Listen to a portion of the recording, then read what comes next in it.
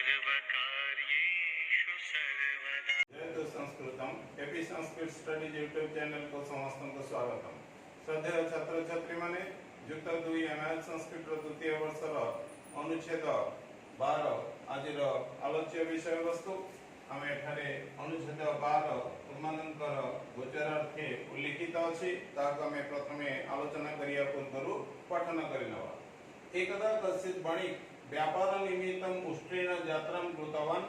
एवं मार्गे गमन काले रात्रि ही अभवत्। ग्रामः दूरे आसीत्, किमपि आश्रयस्थलं न प्राप्तवान्।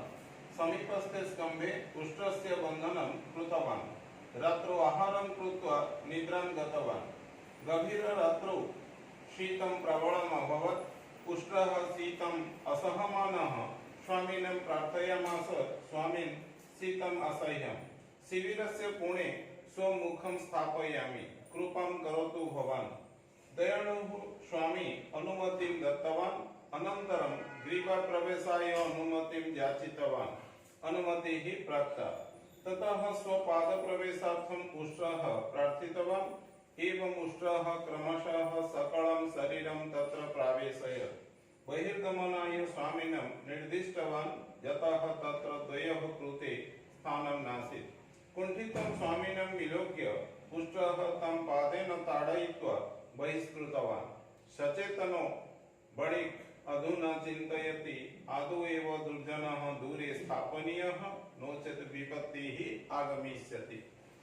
आरंभ करिबा आजिर अनुच्छेदर आलोचना। एकदा कश्चित् वणिक् व्यापार निमित्तम उष्ट्रेण यात्रां कृतवान्। थरे जणे व्यवसायी व्यापार निमित्तम अर्थात निजर व्यवसाय निमित्त उष्ट्रेण यात्रां कृतवान्, गोटे ओट साहाय्ୟରେ यात्रा करुथिले। एवं मार्गे गमन काले रात्रि ही अभवत्। एई भली रास्तारे बा बाटरे जीवा समयरे रात्रि अभवत्, अर्थात राति होई गला। ग्रामः दूरे आसीत्। ग्राम दूररे थिला, अर्थात एठारे हमें दुई प्रकार बुझी परिबा, नेक्स्ट विलेज और हिज रिजाइडिंग विलेज। बेले बेले व्यवसायी माने दूर देशांतररो निजर जो विषय संपर्कीय व्यवसाय करुथिबे से गुड्स गुडी कवा जिंस गुडी आनी कोनसे एक बस स्टैंड एरिया रे बा स्टेशन एरिया रे गोटे कोठरी नै सेठारे ठुळीभूत करी रखंती। तापरे दैनंदिन जीवन रे सेठारु निजर साइकिल बा छोट गाड़ी बा बड़ा गाड़ी जेवळे भावरे हेउना काई कि से गाड़ी माध्यम रे हो बा बस ट्रेन ऊपरे डिपेंड करी तापरे पाद माध्यम रे चाली भिन्न भिन्न गाँव रे बा भिन्न भिन्न हाट बाजार रे निजर जिनिस को व्यापार करिथांती बा बिकी थांती। एई भली जो माने करथांती तांका पई एठी हेबो हिज रिजाइडिंग विलेज। आउ जदी माने निजे रहुथिबा स्थान आउ जदी नोमैड्स पीपल टाइप रो से व्यवसायी थिबे, समस्त प्रकार जिनिस जहा से किणी व्यवसाय करुथिबे से समस्त को निजर गोटे बड़ गाड़ी रे डाला ऑटो जंती हमें कहूचे से भली जानवाहन रे समस्त जिनिस को रखी निजे आज ए स्थान तो काली से स्थान परिभ्रमण पूर्वक निजर व्यवसाय चलाउथिबे बा व्यवसाय व्यापार चलाउथिबे, ताले सेमानक केस रे हेबो से भली व्यवसायी केस रे हेबो नेक्स्ट विलेज। जहाँ न कहीं ग्राम दूरे आसे तांका पई व्यवसाय करिबाको उद्दिष्ट ग्राम दूररे थिला। किमपि आश्रय स्थल न प्राप्तवान्। जेहेतु राति होई जाइतिला, तांकर आश्रय नेबार समय होई सारितिला। कोनोसी प्रकार व्यवसाय से समय रे बुली करा जिबा अनुचित अटे। तेणु करी से कोनोसी आश्रय स्थल खोजुथिले निजर विश्राम पई, किछि हेले किंतु आश्रय स्थल पाइले नाही। समीपस्थे स्कम्भे उष्ट्रस्य बन्धनं कृतवान्। निकटवर्ती एक खुंटरे ओटटीर बांधिबा कले, अर्थात निजर बाहक ओटटी को बांधि देले। रात्रौ आहारं कृत्वा निद्रां गतवान्। रातिरे भोजन सारी बा खाद्य ग्रहण करी निद्रां गतवान्। निद्रा गले वा सोई गले। गभीर रात्रौ शीतं प्रबलम् अभवत्। राति बढ़न्ते शीतं प्रबलम् अभवत्। शीत बढ़िबाकु लागिला। उष्ट्रः शीतम् असहमान ओटटी शीत को सह्य करि न पारि स्वामिनं प्रार्थयामास, स्वामी को बा तार मालिकं को प्रार्थना कला तंबु निकट को आसी स्वामी सीतम असह्यम तर से जो तंबू पकाई थिले जो तंबुरे से आश्रय नहीं थिले से तंबुटी जड़े रही पारला भली तंबू थिला जेमति हमें कोनोसी यात्रा कला बेले बेड होल्डर बा ट्रेकिंग कैंप इत्यादि रे हमें जदि किछि नहीं थाउ आम कांधरे गुड्स सेटा हम निज पई ही जनक पई उद्दिष्ट थाए ठीक सेही भली भाबरे एठारे से जो आश्रय स्थल पई से निजर रखिथिले सेठारे जड़े रही पारला भली आ भितरे जागा थिला तेंकुर एठारे जेतले ओटटी शीत को सह्य करि न पारे सेही तंबु निकट को आश्रय स्थल निकट को आसी स्वामी को प्रार्थना कला हे स्वामी शीत असह्य हेउची अर्थात शीत सह्य योग्य नाही बा सह्य नाही शिविरस्य कोणे शिविर अर्थात एठारे सेही तंबु तले शिविरस्य कोणे आपण थिबा तंबुरे बा शिविर मध्यरे स्वमुखम स्थापयामि टिकेट मु मोर मुह को रखिबी अनुरोध कला तले आमी जानिचे क्लाइमेटिक फीलिंग्स बा पागजनित समस्त प्रकार अनुभव को आमे हमर बॉडी रे नेला बेले जेहेतु मुहटा ही अधिकांश समय खोला ही थाए बा संपूर्ण समय रे मुहटा ही प्राय खोला रहे तेंकरी खरा हो वर्षा हो शीत हो एक आमे मुहरे ही अनुभव करू ठीक सेही बोली एठारे ओटटी मध्य शीत को सह्य न करि पारि तार मालिकं को निवेदन कला जे शीत असह्य होची शिविर मध्य रे बा शिविर रो कोण रे टिके मो मुहटी को रखिबी कृपां करतु भवान आपण दया करंतु दयाळु स्वामी अनुमति दत्तवान दयाळु स्वामी अनुमति देले एठारे दयाळु स्वामी मनीष आमे अग्र पढिचे पूर्व अनुच्छेद रे मानवः स्वार्थपर दान विमुखा तेमकरी एठारे मध्ये निश्चित भाबरे से स्वामी बा मालिक व्यवसायी जनक निश्चित टिके आग पछ चिंता करिथिबे एई ऑटोटी सहायता रे से निजर परिवार भरण पोषण करूचंती व्यवसाय करूचंती तेमकरी से ऑटो जदि टिके शीत सहन करि पारे तंबु भितरे मुह रखिया चाहूची ठीक अछि ताले रखू एभଳି मानसिक स्तर रे चिंता करी ताको अनुमति देले अनंतरम ग्रीवा प्रवेशाय अनुमति याचितवान एहा परे सेही ऑटोटी निजर बेक प्रवेश करय पई तंबु मध्ये रे अनुमति याचितवान अनुमति प्रार्थना कला बा मागिला अनुमति हे प्राप्त सेही दयाळु स्वामी को द्वारा पुनर्वार अनुमति मिली गला ततः स्व पाद प्रवेशार्थम उष्ट्रः प्रार्थितवान तापरे सेही ऑटोटी निजर पाद प्रवेश कराइबा पई प्रार्थना कला अर्थात सेही शिविर मध्ये रे बा तंबु मध्ये रे निजर पाद पुराइबा पई अनुमति प्रार्थना कला बा निवेदन कला एवं उष्ट्रः क्रमशः सकलं शरीरम तत्र प्रवेशे एई भଳି भाबरे ओटोटी पर्यायक्रमे बा धीरे धीरे निजर संपूर्ण शरीर को सेठारे बा सेही तंबु मध्ये रे प्रवेश कराई देला आमे जानिचे पशु मानकर जतबेले जो चारोटी पाद थाए से चारोटी पाद जेउठारे प्रवेश करिवो तातर तांकर संपूर्ण शरीर प्राय प्रवेश करि जाइथिबो तो एठारे मध्य ओटरे सेही भଳି निजर संपूर्ण शरीर को सेठारे प्रवेश कराई देला बहिर्गमनाय स्वामीनं निर्दिष्टवान तापरे से व्यवसायी को बाहर को चली जावा पई निर्देश देला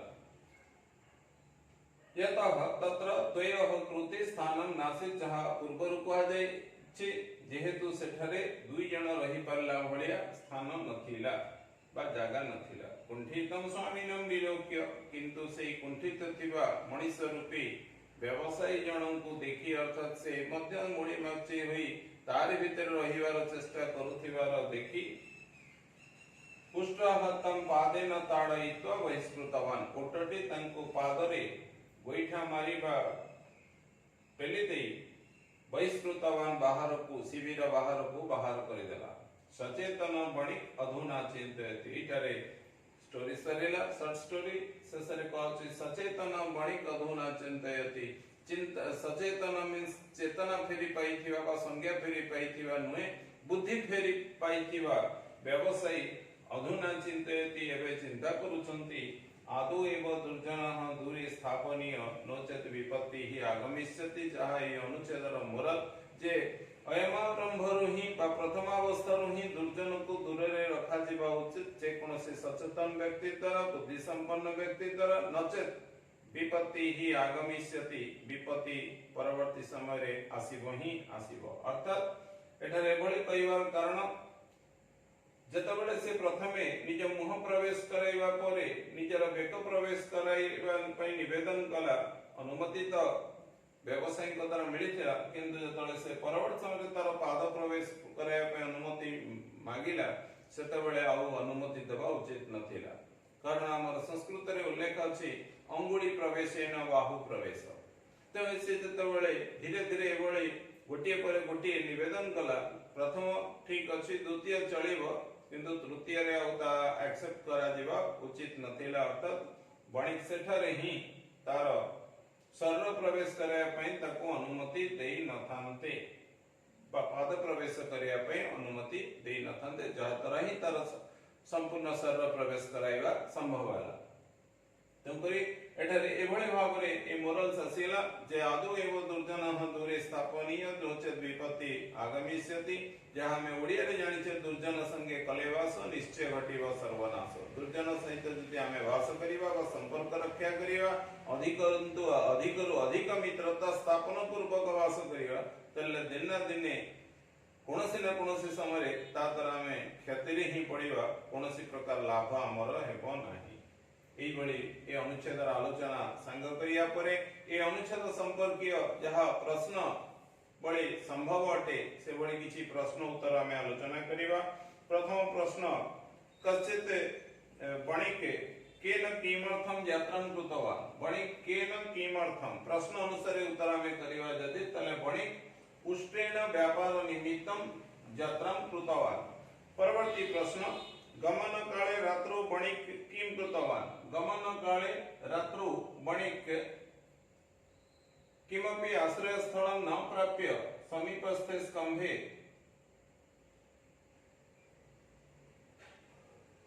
किमपि आश्रय स्थलं न प्राप्य कजेटी प्रश्न अछि तमरा गमन काले रात्रौ बणिक किं कृतवान् गमन काले रात्रौ बणिक किमपि आश्रय स्थलं न प्राप्य शिबिरं मध्ये स्वं स्थापितवान् तापर प्रश्न अछि बणिक